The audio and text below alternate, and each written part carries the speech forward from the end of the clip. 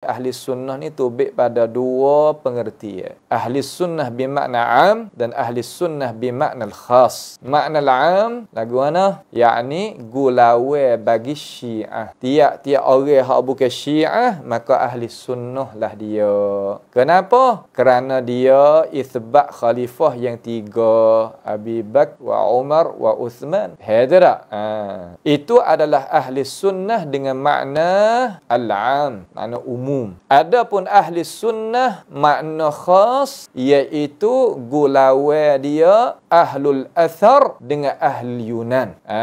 Ahlul kalam ataupun ahlul kalamil Yunan. Gulawe dia. Itu tak? Hak ni ahlul athar. Ada Quran, ada hadis, ada perkataan sahabat, tabi'in, atba'it tabi'in. Adapun hak ni gunanya cara yang ahlul Yunan, ahlul kalam guna hendak mengenalkan akan Allahi Azza wa Jal. Apabila ahli sunnah makna khas ni, makna gana saat ni, yakni ahli sunnah yang ada di atas athar, ada di atas Alkitab wa sunnah wa aqwalil a'immah di kalangan ulama salaf. Itu ahli sunnah makna khas. Hak ni muqabil bagi dia, bagi ahli kalamil Yunan.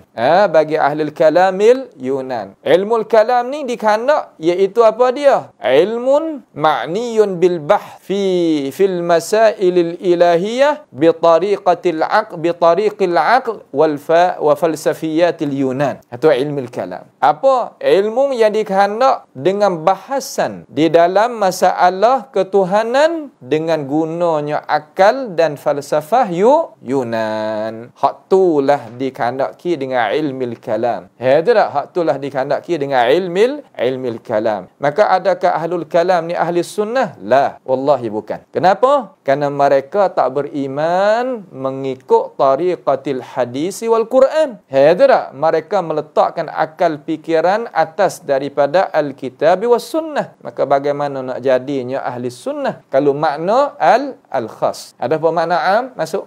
Ada apa makna am masuk? Ikut siapa? Asalkan bukan Syiah, Sabaiyah, ya ahli sunnah. Tapi kalau muqabil bagi ahli hadis wal Quran, gulawe dia ahli kalamil Yunan, ahli kalamil Yunan tu bukan. Itu tak?